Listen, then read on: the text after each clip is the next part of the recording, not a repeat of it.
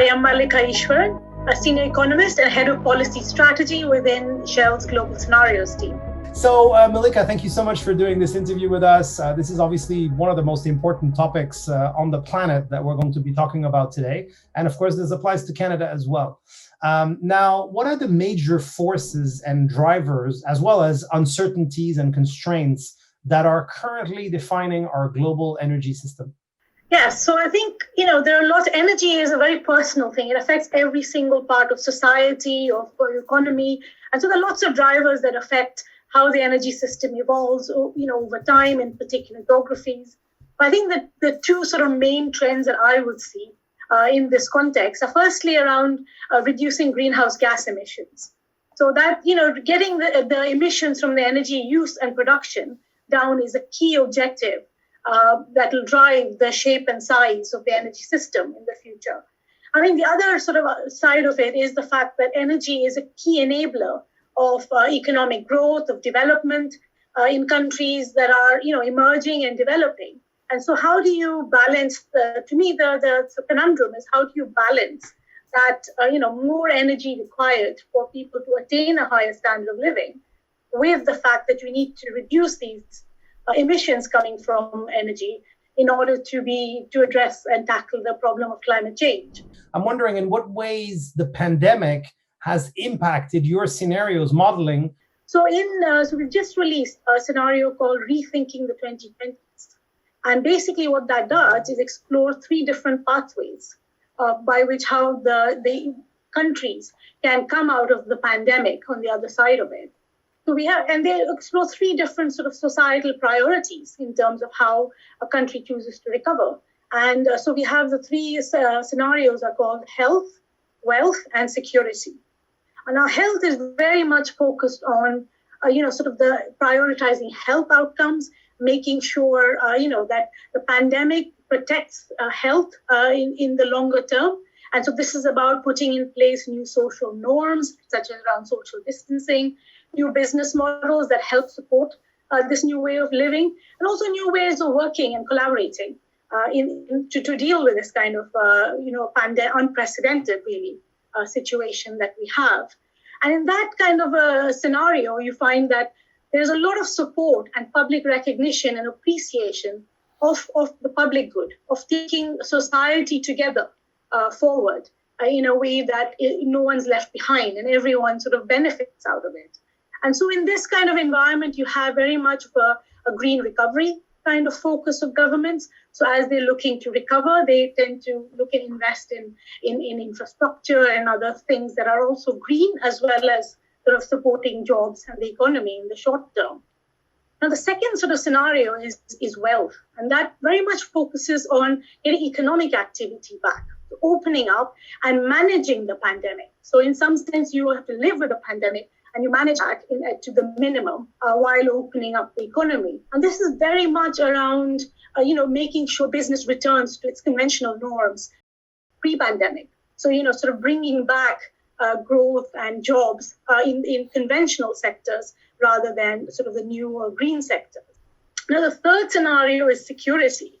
And this is, again, quite interesting because it's about countries becoming inward looking. So focusing on local problems, local issues, local solutions to get out of this pandemic. And you can see that in some examples we see around. And again, here it's about, there are pockets of action around energy transition when it suits national conditions, when it meets national targets. You see that. But overall, the kind of coordinated action you need in order to achieve Paris doesn't materialize. Doesn't coalesce to become enough to get us on that trajectory. So I think, for us, there are three different pathways, and it really depends on societal choices towards which one you go towards. There's an opportunity here for Canada. The pledge is to get to net zero emissions by 2050. And there's some moves, from what I can tell, in terms of allocating recovery money towards moving the oil and gas sector to be more sustainable, linking recovery money to some sort of environmental outcomes. I think more can be done, and we can double down on that in a way that helps really sort of move the needle on the energy transition while helping the economy to recover from the pandemic. In its recent scenarios work around the Paris Agreement, Shell has focused on cities. Why cities? Well, we think cities are a key sort of consumer of energy. So if you look at today, from energy consumption, about 2/3 of the world's emissions come from cities. And that's just from them consuming energy. So it becomes really crucial to think about what kind of energy is suitable for consumption in this urban context, and how do you supply it in a way that allows the maximum efficiency, the best use of that energy. Now, if you look at urbanization trends, I mean, today about 55% of people live in cities. And by 2050, the UN expects like 7 in 10 of us will be living in cities. So, again, not only is it a big chunk of emissions today, I mean, it's a growing area of emissions, over time. So for us as Shell, it's quite interesting to see what kinds of energy do you need and how do you supply it in an urban context. So when we talk about energy and in particular sort of sustainability and responsibility, the focus is very often on the energy sector itself, and perhaps it's justified or not, I don't know. But what about other sectors? I know Shell focuses a lot of its work on sort of a sectoral approach and thinking towards decarbonization.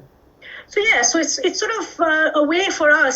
This is the approach we are taking, and it's sort of a different approach to how we have operated in the past. I mean, decarbonizing the global economy is a huge challenge.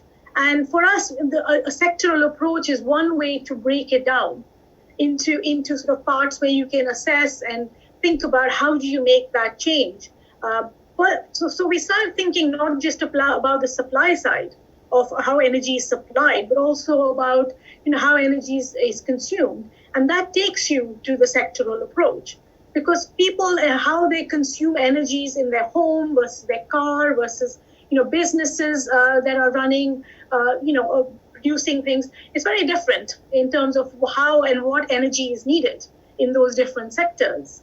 And also at the same time, the kinds of policies you need to help those sectors decarbonize are also a little bit different. It's not a one size fits all.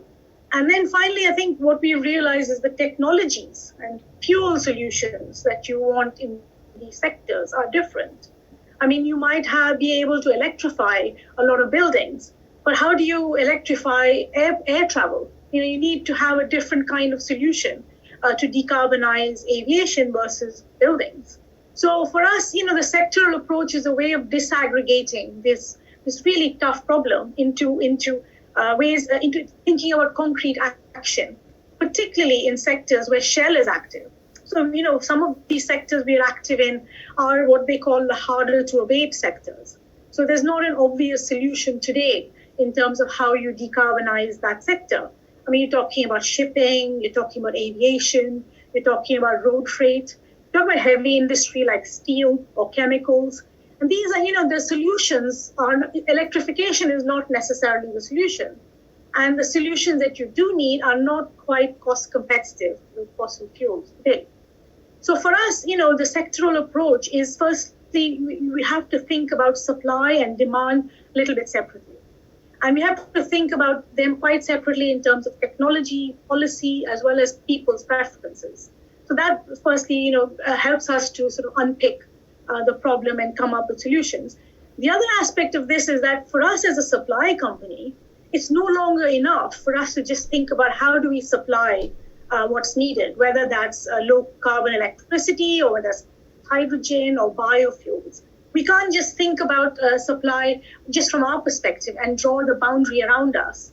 We have to think about who's going to adopt it. If these are not cost competitive solutions today, how are you going to get the demand side willing to take a chance and to start, taking up these solutions and working with the supply side with us to start driving down some of these costs? And so for us, again, the story is not so much how do we supply more of the low carbon energy. It's also about how do you build up the demand for that low carbon energy. And I touched on it in the past, just previously.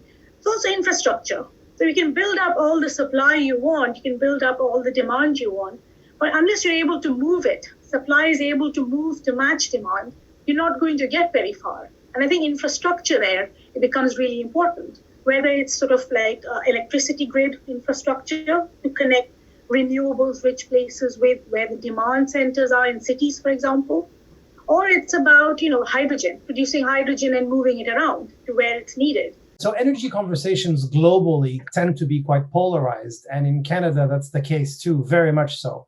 Of course, we're a very large country with different industrial interests. Perhaps that's part of the reason.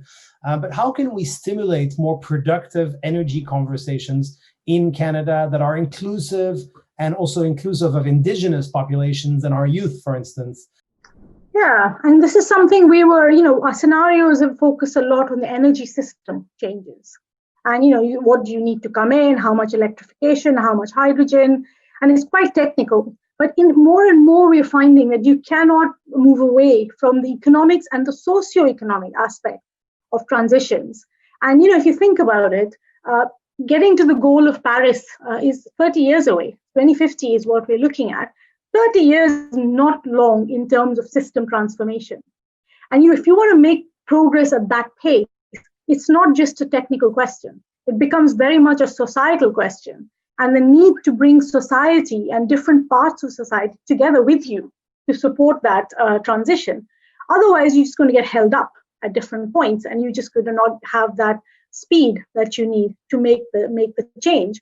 So this is something that's coming out quite strongly in our scenarios work in this energy transition and in the context of 2050. I think increasingly we're seeing this trend that you have to take all of society with you.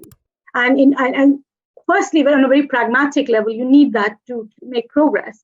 But I think people are also seeing this as an opportunity to use to address the inequality and inequity agenda while you're trying to address climate change. There's a nice sort of complementarity between that. And so again, for me, a lot of the transition is not just technical. It has to be equitable and fair. And that's important both in terms of speed of the transition as well as in righting sort of inequalities of the past. And so that's, to me, quite fundamental to all of this. I mean, the question around youth is hugely interesting, again, in a scenarios context, because, we look out 20, 30, 40 years. Today's youth are going to be the leaders in 10, 15 years. So why not harness their enthusiasm? And really, what you see from survey evidence is that they are much more tuned in to social good, to environmental justice. And so why not harness that enthusiasm and energy now, while they are being formed into leaders of tomorrow? So I think there's a huge potential there to really make progress in a way that's fair and just to all. Do you have any particular sort of pitch for Canadians on what is required to thrive along the energy transition? How would you encourage Canadians to think about the opportunity for our country here? The thing to be aware is the energy transition is underway. It's not something that needs to get going or something in the future. It's here, it's happening. And in our belief, it's inevitable. So that you can argue about what time frame it would happen over, but the ball's rolling and the momentum is going that way. Now, Canada has made a pledge to be carbon neutral by 2050. I mean, that's an amazing target, and it puts Canada in a fairly small club of countries that have chosen to do that. And I think it's a huge opportunity to show global leadership, not just on environment, but also on economic growth, a different, cleaner model of economic growth. I think Canada has sort of got the opportunity to lead on innovation, on clean tech, on responsible resource extraction. Apart from the fossil base, obviously, that Canada has, it's got lots of renewables and low carbon options and opportunities to build on. So I think, it's sort of a bit of a myth to say it's environment versus growth. I think you can develop a new sort of paradigm of where you deliver both. And I think, Canada has that opportunity right now in pursuing its target. But what I would say is that it's not a government thing. It's not a business thing. It's not a consumer thing. I think you need all three pulling together in the same direction. And so you need governments setting up policy frameworks that are enabling of action. You need businesses coming in, producing these low carbon products, services, business models. And you need consumers providing the pull in demanding these sort of low carbon products and services.